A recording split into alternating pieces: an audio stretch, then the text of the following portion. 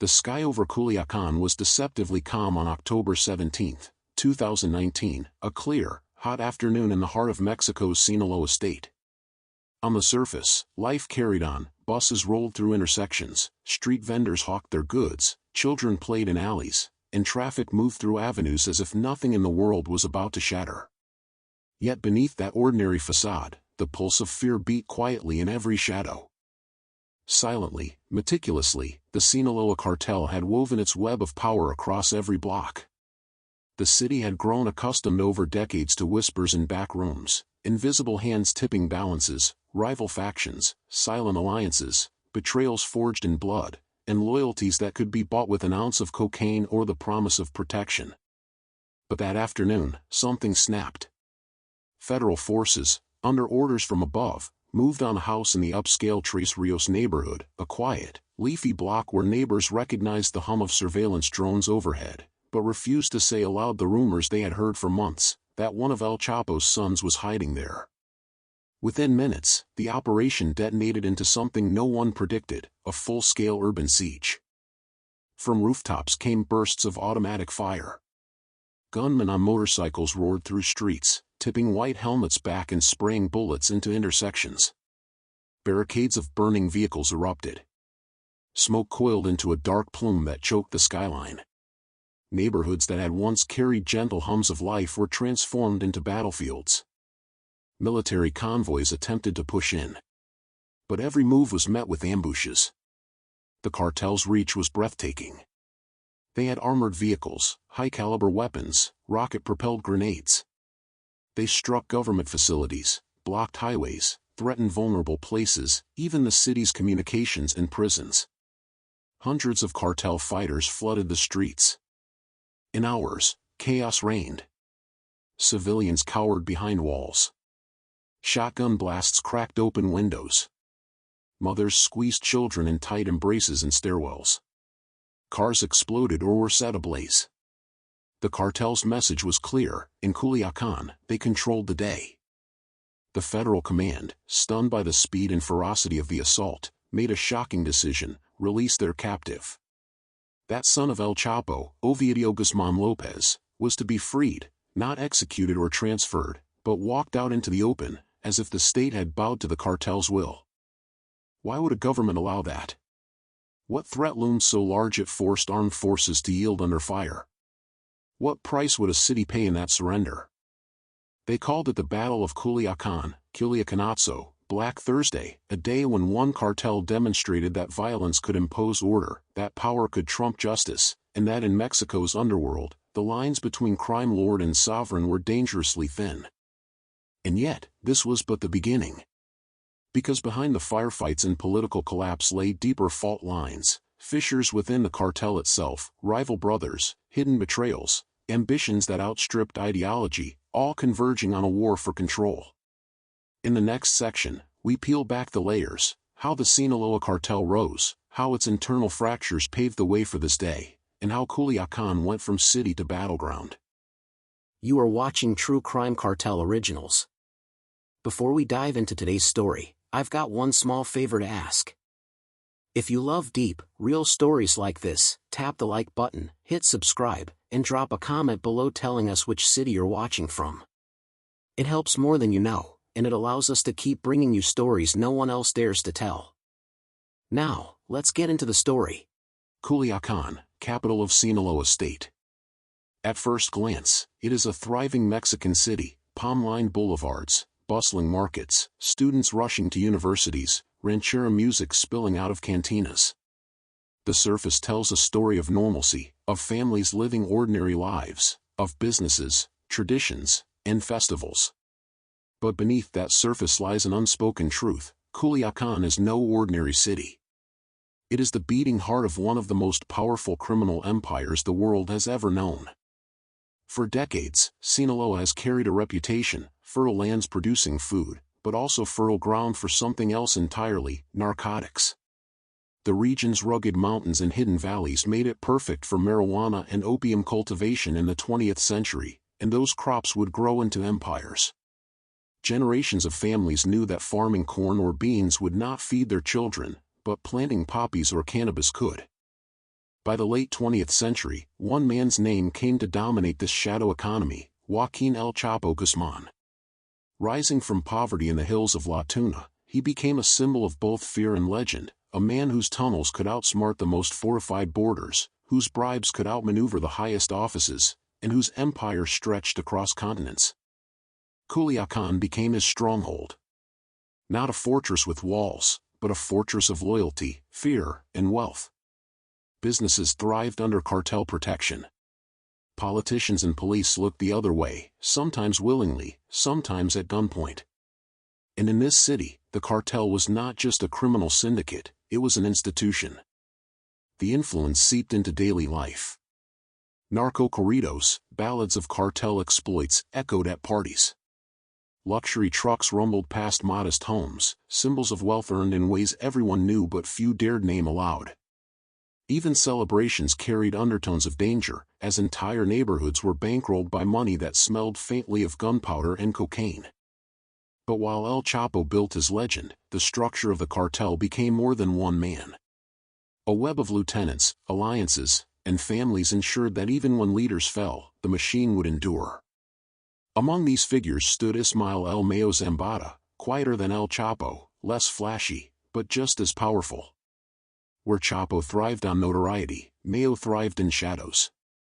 This dual leadership style, one flamboyant, one invisible, allowed the Sinaloa Cartel to thrive, even as rivals collapsed.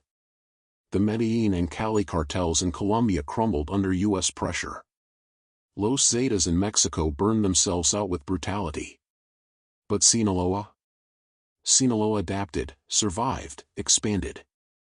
By the early 2000s, the cartel was not just a Mexican powerhouse, it was a global enterprise. Tons of cocaine from Colombia, meth labs hidden in mountains, heroin routes across oceans, all funneled through networks that led back to Culiacan. Billions of dollars flowed in, and every peso strengthened their grip. And yet, power never comes without cracks. As El Chapo rose higher, so too did enemies within and without. Rival cartels gunned for his empire. U.S. authorities hunted him relentlessly. And in the shadows of Culiacan itself, new blood waited, sons, lieutenants, betrayers, each with ambitions that would someday ignite conflicts no less dangerous than wars between nations. So when the streets of Culiacan erupted in 2019, it was not chaos born in a single day. It was the culmination of decades of drugs, money, betrayal, and power. A city that had once been just another capital had transformed into the heart of a narco state, where the line between cartel and government blurred until it almost disappeared. And that is why October 17th was not just another day of violence in Mexico. It was the day the world glimpsed the true depth of cartel power, and the day that history turned its gaze back toward the heart of Sinaloa. Long before the world knew his name, Joaquín Guzmán was just another boy in the rugged mountains of La Tuna, Badiraguado, a poor farming village where opportunities were scarce, and survival often depended not on honesty, but on ingenuity. He was small in stature, nicknamed El Chapo, Shorty, but even then, he was relentless, willing to do whatever it took to climb above the dirt he was born into. The mountains of Sinaloa had long been fertile ground for something darker than maize or beans. Opium poppies and marijuana thrived here, tended by farmers who earned pennies but kept families alive. For decades, traffickers exploited this land, moving their product north to the United States. El Chapo began humbly in this system, tending fields, carrying drugs on mules, but he watched, and he learned. In the 1980s, Guzman's ruthless ambition caught the eye of Miguel Ángel Félix Gallardo, the powerful godfather of Mexican drug trafficking and founder of the Guadalajara cartel. Under Félix Gallardo's wing, El Chapo proved himself indispensable, organizing shipments, ensuring deliveries, and enforcing discipline with cold precision. When shipments needed to cross the border, he was the man who made sure they did. But the empire of Guadalajara would not last. When Félix Gallardo was arrested in 1989, his vast empire shattered into fragments. What followed was blood. Lieutenants carved Mexico into territories like vultures picking at a carcass. Each wanted control, and none would bow to another. In that chaos, El Chapo seized his chance. Guzman established his base in Sinaloa, uniting allies like Héctor El Güero Palma and Ismael El Mayo Zambada. Together, they formed the Sinaloa Cartel, a syndicate that would outlive rivals, absorb enemies, and expand across continents.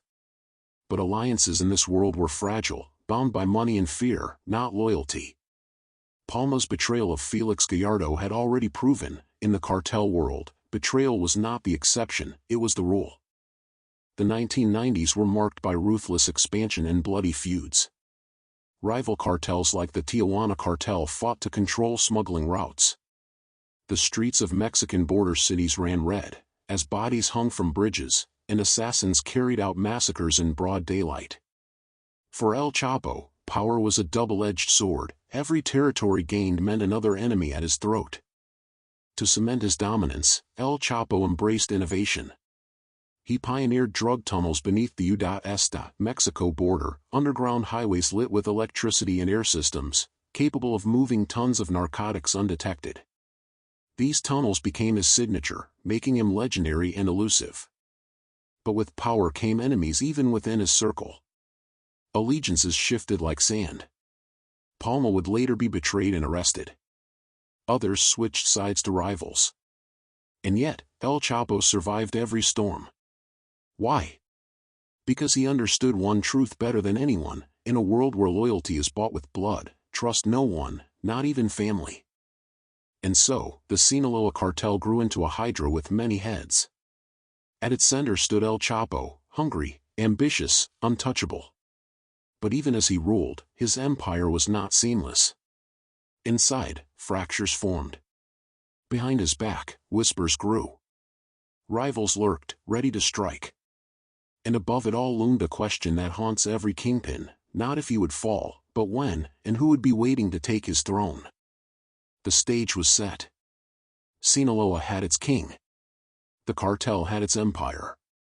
But history had proven one certainty: every empire, no matter how strong, carries the seed of its own destruction. And for El Chapo, destruction would come not only from rivals, but from his very bloodline. The future heirs of Sinaloa, his sons, Los Chapitos, would ignite a power struggle that would one day engulf Culiacan in fire. When Joaquín El Chapo Guzmán was finally locked behind bars, many believed the story was over.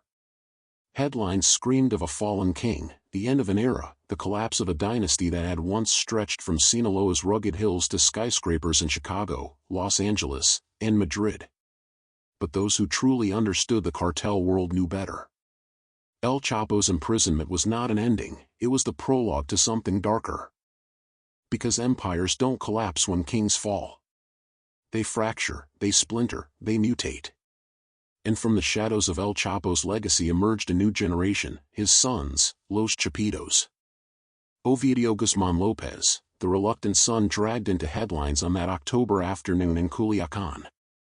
Iván Archivaldo Guzmán Salazar, brash and fiery, known for his temper and arrogance. Jesus Alfredo Guzmán Salazar, more calculating, preferring discretion over chaos. And Joaquín Guzmán Lopez, carrying his father's name, shadowed by expectation. Together, they inherited more than an empire. They inherited enemies, betrayals, and a city that demanded loyalty through fear. But Los Chapitos were not alone in this story. For standing across the stage was a man whose name carried weight like a whisper in the desert wind: Ismael El Mayo Zambada. Older, wiser, more ghost than man, El Mayo had always been El Chapo's counterpart. Where Chapo sought glory in headlines, Mayo preferred invisibility. He avoided cameras, courts, and chaos. To many, he was the real architect of the Sinaloa cartel's longevity. And this is where the tension sharpens. Because the question was not whether the cartel would survive without El Chapo. The question was who would inherit the throne. Would it be the fiery, untested sons? Or would it be the seasoned phantom who had built an empire of silence? Rival factions began to watch. The remnants of Beltram Leyva, longtime enemies of Sinaloa. The resurging Jalisco New Generation Cartel, CJ&G, led by Nemesio El Mencho Oseguera, a ruthless warlord rising fast. Even within Sinaloa itself, lieutenants weighed their loyalties carefully. The air grew thick with paranoia. Because in this world, choosing the wrong side didn't mean exile, it meant execution. And Los Chapitos? They weren't just traffickers. They were influencers. They flaunted wealth on social media, exotic cars, pet tigers, champagne poured over gold-plated pistols. Their recklessness drew attention, love, and hate in equal measure. To some, they were modern narco celebrities. To others, they were spoiled heirs whose arrogance threatened decades of carefully maintained power. El Mayo, in contrast, was silent but omnipresent. No selfies, no shows of wealth, no headlines. He communicated through whispers, trusted only a handful, and built networks not of fame but of fear. The DA hunted him for decades, but he never once saw the inside of a prison cell. His genius lay in becoming a ghost, powerful enough to move billions, invisible enough to outlast generations. The tension between Los Chapitos and El Mayo was more than generational. It was philosophical. Flash versus silence. Recklessness versus patience. Chaos versus order. But in Sinaloa, philosophies are written in blood. Allies were forced to pick sides. Rivals circled like sharks, waiting for the smallest crack to spill blood into the water. And this is the heart of Culiacan's story, a city not just trapped between government and cartel, but between rival kings fighting for the same empire. Each faction carried enough firepower to topple governments. Each leader carried enough fear to command loyalty through silence alone. And for the people of Culiacan, survival meant guessing who truly held power, and praying they guessed correctly. Violence in Mexico was never new. For decades, the cartels ruled through blood and silence. But in the years leading up to October 17, 2019, the streets carried a new rhythm, faster, louder, and deadlier. Shootings no longer came as whispers in the night. They came as broad daylight executions, kidnappings in crowded streets, and convoys of men carrying military-grade weapons through city avenues like kings in parades of fear. It began subtly, almost unnoticeably, with turf wars in smaller towns. Villages once loyal to one cartel woke to banners of another. Graffiti tags bled across walls, initials of factions staking claim in neighborhoods. At night, whispers traveled faster than police radios: who was kidnapped, who disappeared, who was left hanging from bridges as a warning. Each faction knew the truth: control wasn't just about drugs. It was about territory, fear, and symbols. When a rival's body appeared on a highway, mutilated and dumped like trash, it wasn't just a death, it was a billboard announcing dominance. Ordinary families driving past learned to keep their eyes forward, never looking too long, never asking questions. Because in Sinaloa, staring too long at violence was an invitation to join it. And yet, behind the brutality, there was strategy. Kidnappings targeted not just rivals but families, associates, even innocent people unlucky enough to be in the wrong place. Every abduction carried a message: your bloodline is not safe, your silence is not protection. These were not random acts. They were chess moves in a war board drawn across Mexico.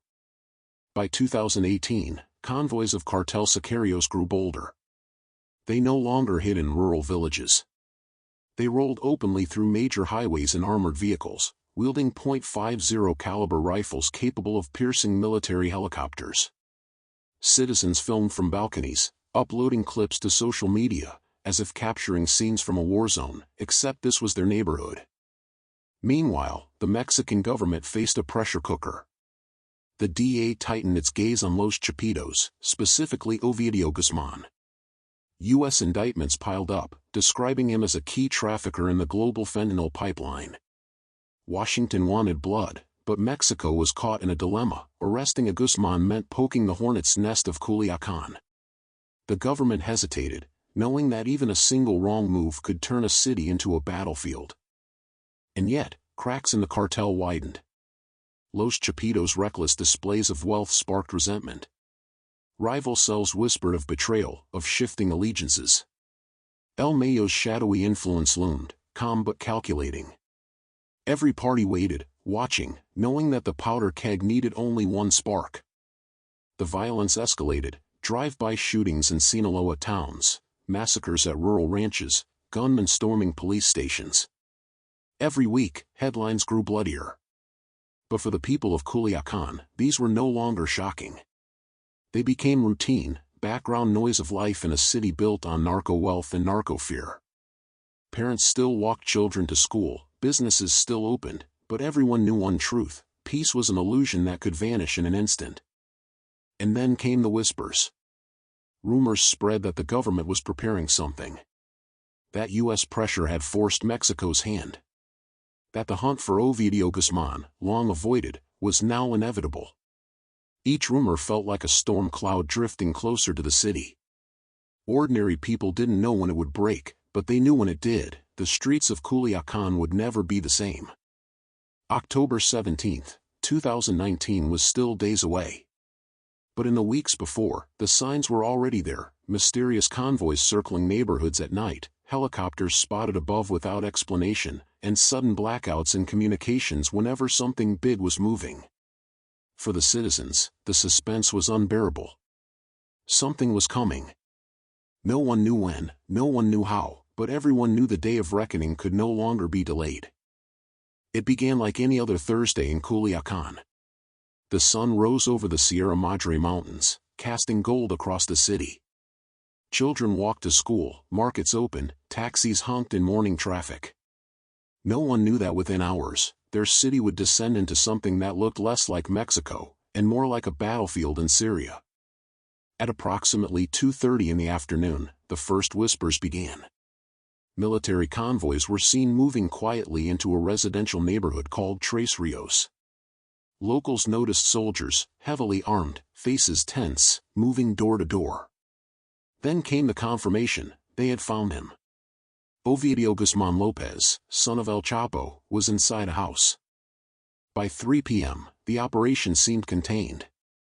The army had Ovidio in custody. For a brief moment, the government believed it had delivered its victory, the capture of a Guzmán without firing a single shot. But that illusion shattered almost instantly. Because within minutes, cartel radio networks ignited like wildfire. Convoys of sicarios, armed to the teeth, began flooding the streets. Roadblocks sprang up across the city. Gunmen hijacked civilian vehicles, dragged families out, and torched the cars to block highways. Plumes of black smoke rose into the sky, visible from every corner of Culiacan. The people realized what was happening: the cartel was not going to let Ovidio go quietly. By 4 p.m., chaos was total. Gunfire echoed through neighborhoods. Civilians ducked into shops and homes, trapped in the crossfire.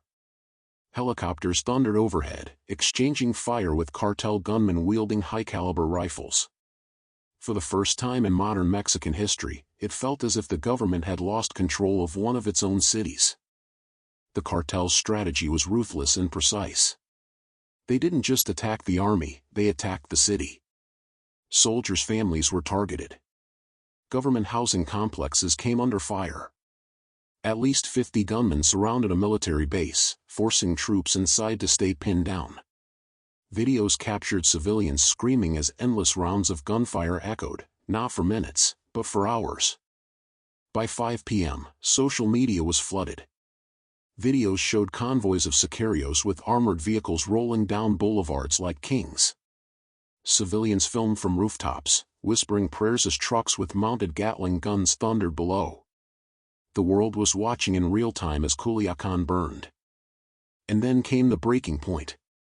Cartel gunmen captured several soldiers and police officers across the city. Some reports claimed even their families were taken hostage. Military commanders received a chilling message: release Ovidio, or watch innocents die.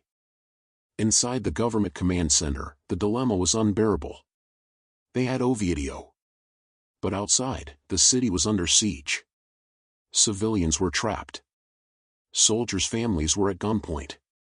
The choice became clear: keep Ovidio and risk a massacre, or let him go. Hours of chaos had proven one truth: the cartel's firepower rivaled the state itself. At 7 p.m., the order was given. Ovidio Guzmán López was released. Not freed in triumph, but surrendered under pressure. The son of El Chapo walked back into the arms of his men, and the gunfire slowly began to fade. By nightfall, Culiacan lay in ruins, streets scarred with bullet holes, cars burned to skeletons, and families shaken to their core. When the gunfire finally stopped, Culiacan was not a city at peace, it was a city in shock. The streets were littered with burned cars, spent shells, and shattered glass. Families who had hidden in silence now emerged, trembling, unsure if it was safe. Some carried children wrapped in blankets, their faces pale with fear. Others walked quickly, eyes locked forward, as if the chaos might return at any second. News of the surrender spread like wildfire. Across Mexico, citizens stared at their screens in disbelief. The government of an entire nation had captured a Guzman, and then let him go. For many, it felt like a betrayal, a humiliating admission that the state had been defeated on its own soil. Hashtags trended, headlines screamed, and talk shows debated one haunting question: who really rules Mexico? Politicians scrambled for words. The president, Andrés Manuel López Obrador, defended the decision: we had to protect lives. No criminal's arrest is worth more than the lives of people. But critics were merciless. Opposition leaders called it cowardice, an open invitation for cartels to dictate government policy through violence. To some, Mexico was no longer just fighting cartels, it was bowing to them. For the people of Culiacan, the fear was more personal. They had witnessed tanks in their streets, helicopters overhead, and masked gunmen shooting openly in broad daylight. Parents now hesitated to send their children to school. Shopkeepers whispered of La Tarde Negra, Black Thursday, as if speaking it too loudly might summon it again. The city lived in a fragile calm, everyone knowing the violence could return without warning. Internationally, the fallout was brutal. In Washington, U.S. officials expressed outrage. The DEA and FBI questioned how a government could surrender a high-value target after years of investigations. To them, Ovidio was not just a name, he was a key player in fentanyl trafficking, a crisis killing tens of thousands in America. By releasing him, Mexico had not just bowed to the cartel. They had, in the eyes of the world, betrayed their allies. Meanwhile, whispers spread through Culiacan's neighborhoods. People asked quietly, what would El Mayo think? Would Los Chapitos grow stronger after this? Would rival cartels see weakness and move in? The surrender didn't end the war, it lit a fuse. Because in the underworld, showing fear is an invitation. And Mexico had just shown fear to the world. The scandal deepened when videos began surfacing. Footage of cartel gunmen cheering, soldiers retreating, and civilians ducking for cover spread online. Each clip fueled the same story, that the cartel had not only won the battle, but humiliated the government in front of its own people. For many Mexicans, this wasn't just news. It was proof of what they had always feared, that the state was powerless. And still, the fear lingered. Days turned into weeks, but the city could not erase the sound of gunfire. Every loud bang made people flinch. Every convoy of trucks passing through raised suspicions. Parents warned children not to look strangers in the eye. Taxi drivers avoided certain streets at night. The siege had ended, but the scars remained. The government tried to move forward, but every press conference, every promise of reform, was haunted by that one day. Black Thursday became a symbol, not just of failure, but of who really commanded power in Mexico. And for those who lived in Culiacan, there was a silent truth they could never say out loud: survival now depended not on trusting the government, but on staying invisible to the cartel. And just when the world thought the chaos had ended, the whispers returned. Reports of new alliances forming, new betrayals brewing, and new plans to strike. Because in the cartel world, no victory is permanent, and no peace lasts long. Culiacan was quiet, but it was the silence of a storm gathering strength. Culiacan was the epicenter of chaos, but the Sinaloa Cartel's influence didn't stop at Mexico's borders. In truth, the gunfire that shook the city was just the sound of an empire defending its crown, an empire that stretched across oceans, continents, and markets most people never even imagined. For decades, the cartel perfected its trade routes into the United States, the largest consumer market for cocaine, heroin, methamphetamine, and fentanyl. From tunnels beneath the border in Tijuana to fishing boats sailing into California, to semi-trucks carrying hidden compartments, the drugs flowed north like rivers. Every day, thousands of small packages crossed silently, disguised as commerce, each one fueling the empire's billions. But the United States was only the beginning. By the 2000s, the Sinaloa Cartel had gone global. Shipments of cocaine traveled from Colombia to West Africa, then slipped into Europe's ports, hidden among bananas, coffee, or frozen fish. In Spain, Italy, and the Netherlands, cartel operatives partnered with local mafias, trading cocaine like a stock market commodity. The lines between Mexican cartel and European underworld blurred until they became one. And then came Asia, the rising frontier. Methamphetamine labs in Mexico began pumping out product not just for the Americas, but for markets in Japan, the Philippines, and Australia, where prices skyrocketed. What cost hundreds in Mexico sold for tens of thousands overseas. To the cartel, Asia wasn't just expansion, it was transformation into a truly global syndicate. The money returned through equally sophisticated routes. Cash was laundered through real estate in Los Angeles, luxury condos in Madrid, high-end casinos in Macau, and even seemingly legitimate businesses in Mexico itself. Laundering billions required creativity. Restaurants, construction firms, even mining companies became masks for narco wealth. Behind the curtain of normal commerce, blood money flowed clean. Investigators across the world tried to follow the trails. Europol, Interpol, the DEA, all traced the fingerprints of the Sinaloa Cartel on shipments seized in Antwerp, London, Sydney, and Hong Kong. But the truth was chilling. For every container intercepted, dozens more slipped through unnoticed. The cartel didn't need every gamble to succeed, only enough to keep billions flowing. And while the drugs moved, influence grew. Bribes to politicians, payoffs to police, silent handshakes with businessmen who asked no questions. The cartel's power was not just measured in bullets, but in bank accounts. It wasn't just soldiers in the streets of Mexico, it was lawyers in suits, bankers in offices, and lobbyists whispering in corridors of power. The global reach was not just about money, but reputation. The Sinaloa Cartel became a name feared in every corner of the world, a symbol of unstoppable power. In some places, their brand carried weight like a multinational corporation. To rivals, it was a death sentence. To allies, it was profit beyond imagination. And yet, the real terror lay in this truth: no matter how many leaders were arrested, no matter how many tons of drugs were seized, the network adapted. Cut off one head, and another emerged. Arrest a Guzman, and a Zambada took his place. Break one route, and three more opened. Like a hydra, the cartel was not built to collapse, it was built to survive.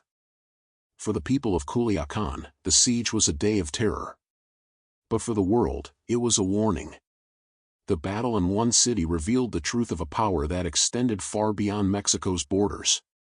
And the most chilling realization was this: Culiacan may have burned, but the cartel's empire was thriving in silence, hidden in plain sight across the globe.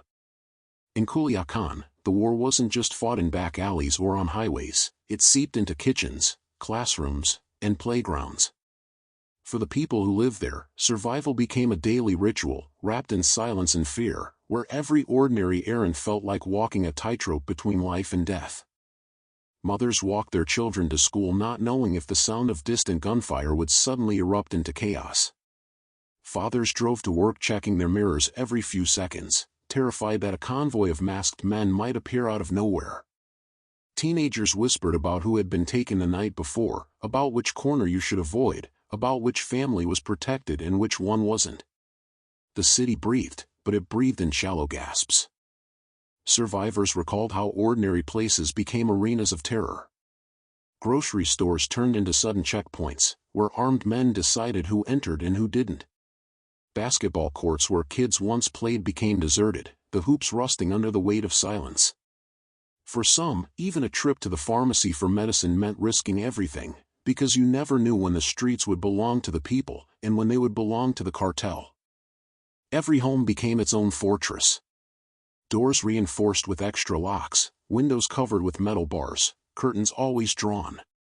Families learned to recognize the hum of engines in the distance, the sound of armored trucks, and when to switch off their lights and stay silent. Children were taught to hide under beds, not for games, but for survival drills. Silence was safety, curiosity was death. Stories circulated of people caught in the wrong place at the wrong time. A father picking up tacos for his family, shot because he drove past the wrong corner. A student leaving class, kidnapped because his cousin had debts. A taxi driver who unknowingly carried the wrong passenger, disappearing without a trace. These weren't random tragedies, they were warnings, rippling through the community like thunderclaps before a storm. And yet, people tried to live. They celebrated birthdays in whispers, sang songs softly so as not to draw attention, and told children stories of bravery to shield them from the reality outside. They bought flowers, lit candles, and prayed at home altars, asking for one more day of peace. In a city ruled by violence, the simplest act of joy became a form of rebellion. The emotional toll was crushing.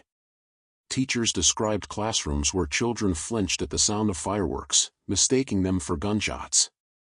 Doctors treated wounds from stray bullets, but also wounds of the mind, insomnia, panic attacks, silent trauma. Priests spoke of confessions where men begged for forgiveness, torn between feeding their families with cartel money or risking death by refusing. Life under siege wasn't just physical, it was spiritual, mental, and endless. For many, the only choice was silence. You didn't talk about what you saw. You didn't name names. You didn't ask questions. Neighbors disappeared, and you nodded in respect but never spoke of it. Fear was the air people breathed, invisible, inescapable, but suffocating. To survive meant accepting that you were always one step away from danger, and pretending that nothing was wrong. Even children knew the rules. Don't look too long at the men in trucks. Don't repeat the stories you hear at home. Don't carry a phone that could be mistaken for recording. These lessons weren't taught in schools, but they were the curriculum of survival in Culiacan. Growing up meant learning how to live in a world where innocence was fragile and danger was routine. And yet, through it all, people endured. Life under siege was about fear, yes, but it was also about resilience. About mothers who still packed lunches, fathers who still worked double shifts, and children who still dreamed of futures beyond the gunfire. Because in Culiacan, survival wasn't just an instinct, it was an act of defiance.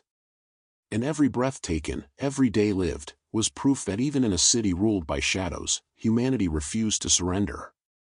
For decades, the Sinaloa Cartel has been hunted by two nations, Mexico and the United States, in a relentless pursuit that has filled headlines, fueled political campaigns, and sparked daring raids.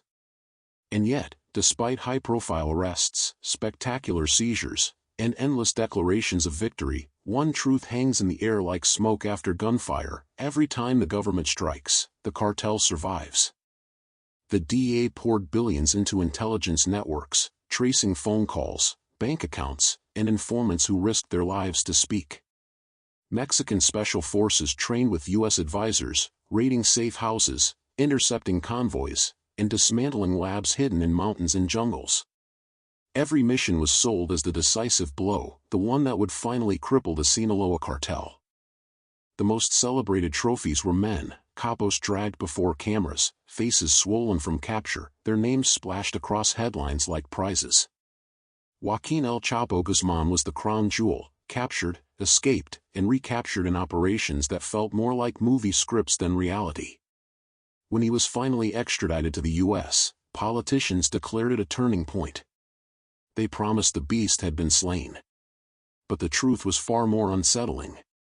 Because behind every arrest was betrayal. Informants within the cartel, sometimes even blood relatives, traded secrets for survival. Safe houses were compromised, convoys tipped off, meetings ambushed, but none of it happened without whispers from the inside. And betrayal in this world carried a price. For every informant who sold a secret, there were families who vanished, bodies that turned up in rivers, and neighborhoods scarred with blood as the cartel delivered its revenge. Even the Mexican government was not immune to corruption. Operations were leaked, raids failed before they began, and commanders found themselves caught between loyalty to their oath and loyalty bought with money. The lines blurred until the question became unavoidable: were the authorities hunting the cartel, or were they quietly working with them? And when victories did come, they carried their own shadows. For every lab dismantled, 2 more appeared deeper in the mountains. For every ton of cocaine seized, 5 more tons slipped through untouched. Arresting a leader created power vacuums, and those vacuums only birthed more violence. The world cheered when El Chapo fell, but within months, his sons, Los Chapitos, filled the throne, more ruthless, more reckless, and more ambitious than their father. The hunt also stretched beyond Mexico. In Chicago, New York, Madrid, and Sydney, raids uncovered distribution hubs tied back to Sinaloa. U.S. courts sentenced traffickers to decades in prison, yet the shipments continued, unstoppable as tides. Every bust proved the cartel's reach. Every courtroom victory revealed only the tip of a monstrous iceberg lurking beneath the surface. And still, the DEA insisted progress was being made. Press conferences celebrated tonnage seized, weapons recovered, millions in cash piled like trophies. But behind the statistics was a darker reality. Demand never slowed, profits never dried, and the cartel remained undefeated. To the people in Culiacan, victories on television meant nothing, because the same trucks still patrolled their streets. Every battle felt like a paradox. Governments chased headlines. The cartel chased survival. And in the clash between propaganda and reality, one thing became clear: the war on drugs was not being won. It was being managed, stage by stage, raid by raid, headline by headline, while the cartel only grew richer, stronger, and more untouchable. The hunt for justice continues to this day, relentless, expensive, bloody. But justice is not victory. Because every time the cartel bleeds, it adapts. Every time it stumbles, it rises sharper. And every time the government claims a triumph, the people of Culiacan know the truth: the shadows are still there, watching, waiting, undefeated. In Culiacan, loyalty is a currency, fragile, temporary, and always conditional. Men swear allegiance with one hand while hiding a knife in the other. To survive in the world of the Sinaloa Cartel, you don't just expect betrayal. You prepare for it. Because here, every alliance has an expiration date, and every friendship carries a price in blood. History inside the cartel is written in betrayals. When El Chapo rose to power, it wasn't only through ambition, it was through outmaneuvering rivals, bribing allies, and sacrificing friends. Those who helped him climb often found themselves buried in shallow graves. The lesson echoed through generations: in the game of narcos, trust is the deadliest illusion. Assassinations became the punctuation marks of shifting power. A lieutenant caught dining in a restaurant, riddled with bullets before dessert arrived. A cousin once trusted, now found hanging from a bridge with a note pinned to his chest. Each act wasn't just violence, it was theater. A public reminder that loyalty is bought, spent, and discarded at will. The betrayals weren't always between enemies. Brothers turned against brothers. Fathers sacrificed sons. Entire families were erased when one member whispered to authorities. In this world, blood ties didn't protect you, they condemned you. Because betrayal cut deepest when it came from those closest. Even El Chapo's legacy became a battlefield of betrayal.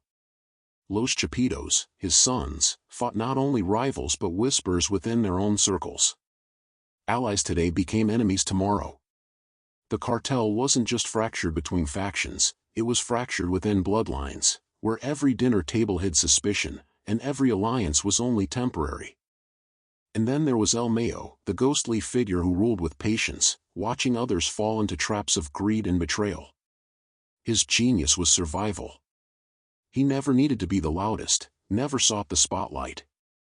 He let betrayal do his work for him, as enemies destroyed themselves while he remained untouched. To some, he was a mentor. To others, a shadow. But to all, he was proof that in Culiacan, silence was the sharpest weapon. Government informants added another layer to the game. Men inside the cartel cut secret deals with the DEA, trading maps of tunnels or dates of shipments, hoping to buy their own safety. But every betrayal signed in silence eventually screamed in violence. Because once the cartel discovered a traitor, death was certain, but slow, public, and unforgettable. And yet, betrayal wasn't just punishment. It was strategy. Leaders used double crosses like chess moves, sacrificing pawns to protect kings. A rival was lured into a meeting with promises of peace, only to be ambushed. Convoys were betrayed by their own drivers, paid off to deliver them straight into ambushes. Every victory came not just from bullets, but from lies whispered at the right moment. The cycle was endless. Betrayal bred revenge, and revenge birthed new betrayals. Each generation of narcos grew up not asking if betrayal would come, but when. Fathers told sons, trust no one, even as they themselves plotted against their partners. The only certainty in Culiacan was that betrayal wasn't a risk, it was a guarantee. And through it all, the city learned to adapt. People spoke carefully, trusted rarely, and lived knowing that allegiances could shift overnight. In Culiacan, betrayal wasn't a scandal. It was a tradition. A tradition written in gunfire, signed in blood, and remembered only in whispers. When El Chapo was finally captured and locked away in the United States, the world thought the empire would crumble. News headlines declared the end of an era, politicians congratulated themselves, and governments promised a safer Mexico. But in Culiacan, people shook their heads. They had seen this story before. One king falls, another rises.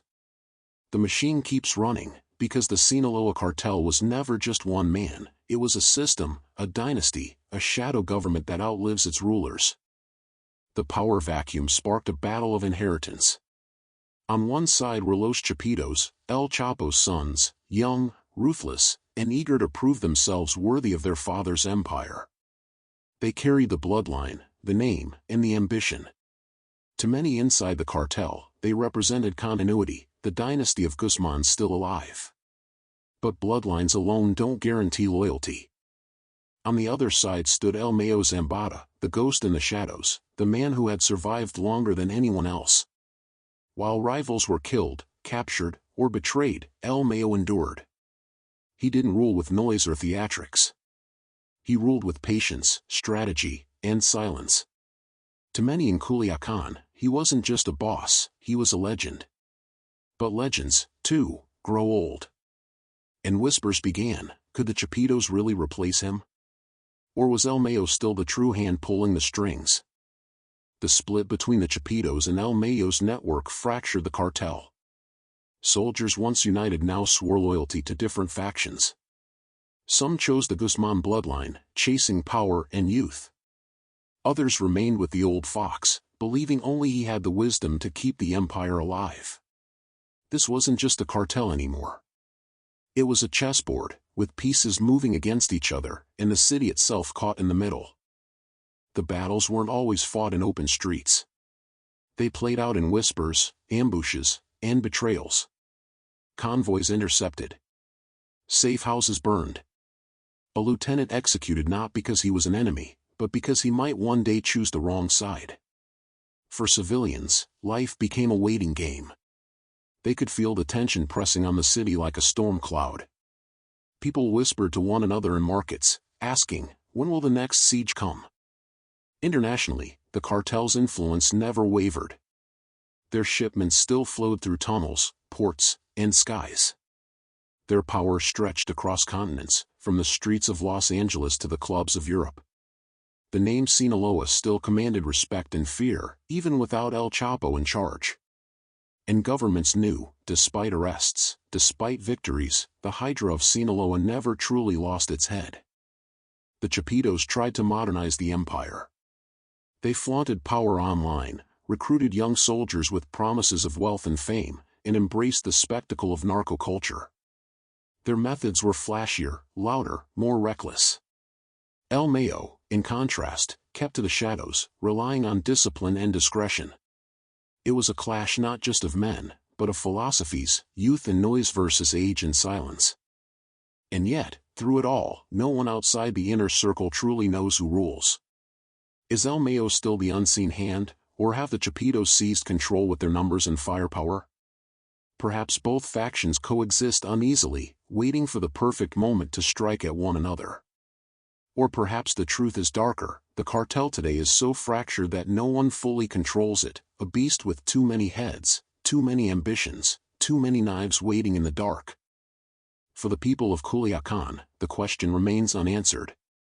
Every siren wail, every convoy of trucks, every sudden burst of gunfire feels like a reminder that the city could descend into chaos again without warning.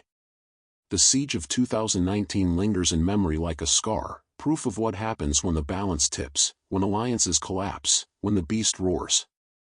And so the story of the Sinaloa Cartel remains unfinished.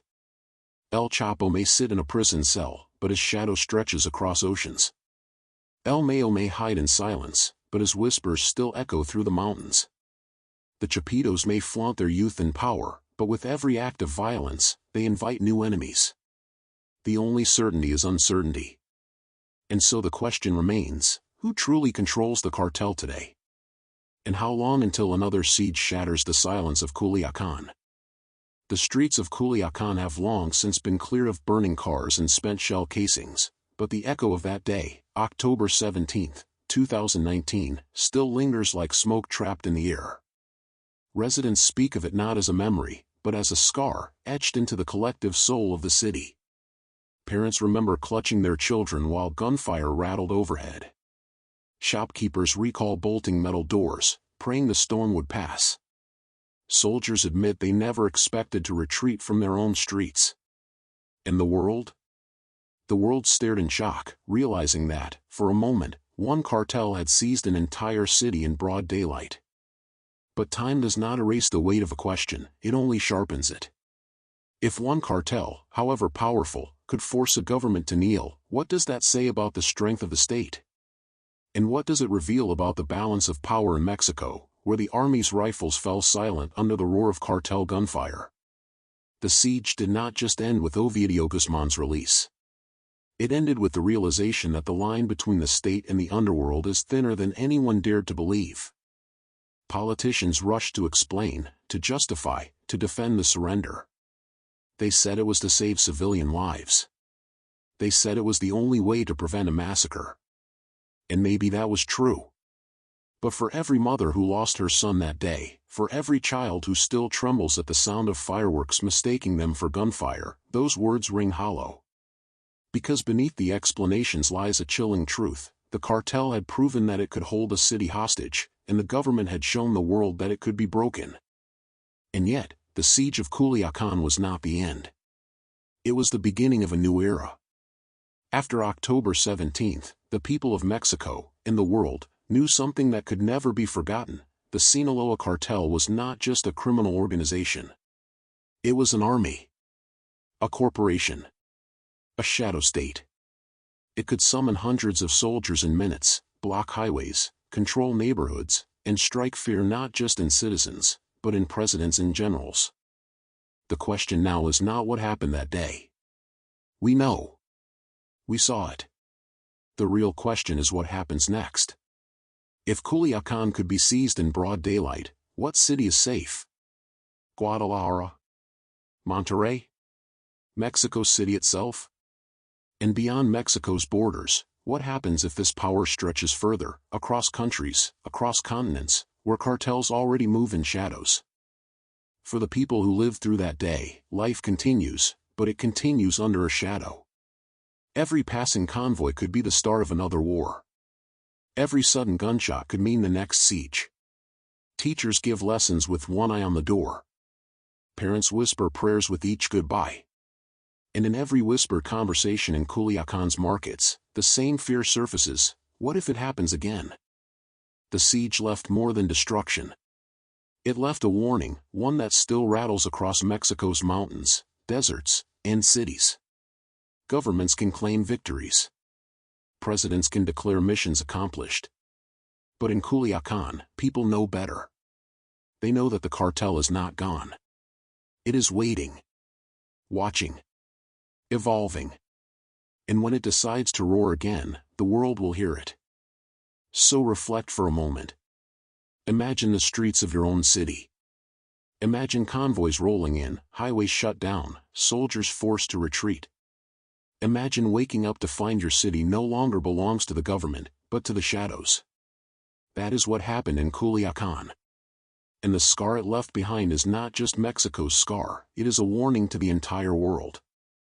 And now comes the chilling question: if one cartel could seize a city in broad daylight, what happens when they decide to take more? Because this was not just a battle for Culiacan. It was a message. A demonstration. A glimpse of what happens when shadows grow stronger than governments. And the message is clear: this was not the end of the story. It was only the beginning.